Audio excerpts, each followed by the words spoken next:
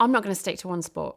I'm going to say head to the coast. And having worked on coast for the BBC, I know that, and I think this is right, you're never more than 77 miles away from the coast, so there's no excuse not to go there. I think our British coastline is absolutely phenomenal, and there is a coast path around a lot of it now. And those adventures where you're always wondering what's around the next headland, make your own adventure. There's so much to see. There's archaeology. There's wonderful Iron Age hill forts on the coast. There's fantastic wildlife.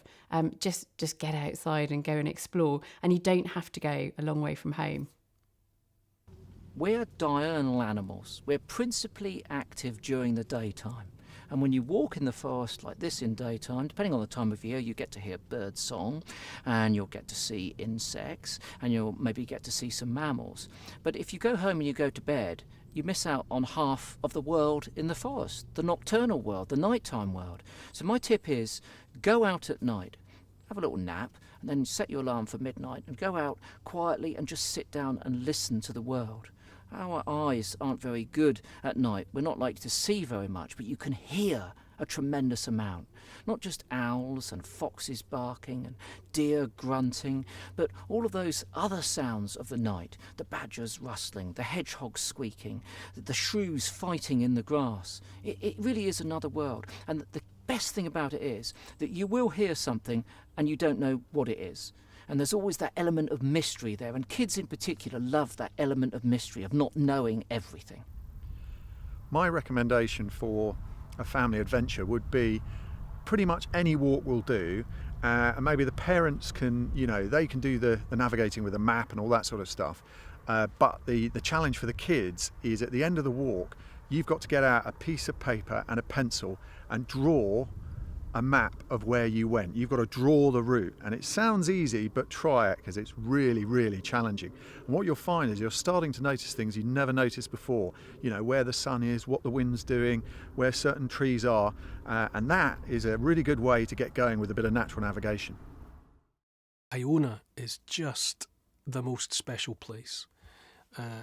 People obviously go there because it is known as the Holy Isle. It was made a centre of early Christianity by Columba. He was granted the island as some kind of a gift towards the end of the 6th century AD, and he and his followers built a monastery there, and from there they used it as a base for bringing Christianity to a large part of Scotland. But you don't have to have any religious inclinations at all. Probably Columba was drawn there because it was already a special place. It was already revered, and I think that's got a lot to do with just physically what it's like. As you come across Mull, there are mountains to your right-hand side that are dark, and they can feel quite as if they're pressing down on you. And when you get to Fianna Fort and then get across to Iona, it's as if someone's taken the sunroof off, and suddenly the sky is limitless. And the island itself is so beautiful, the sort of talcum white sand, turquoise water. It's it's gentle. There's no great hills. It's a gentle rolling landscape. It's tiny. You can walk right around it during the course of just a gentle walk over the course of the day. And there's something about it that's good for the spirit. You go there and you can feel all the knots in your rope just untangling, and after a couple of hours there, you feel better. And there's all the history to investigate. There's been a monastery there for 1,500 years and more. There are all sorts of stories associated with the place. There's some B&Bs and hotels and guest houses. You can stay there. There's even a wee golf course. It's just the most wonderful place. But physically getting to Iona is an adventure in itself. I've got young children. I've got a 7-year-old and a 4-year-old, and wherever possible, we all head off on adventures into the great outdoors. And I think that there's something wonderful about doing that as a family. You know that you're instilling in your children this love of the outdoors, this interest in wildlife, in archaeology, in history, in geology. There's so much to see and learn out there.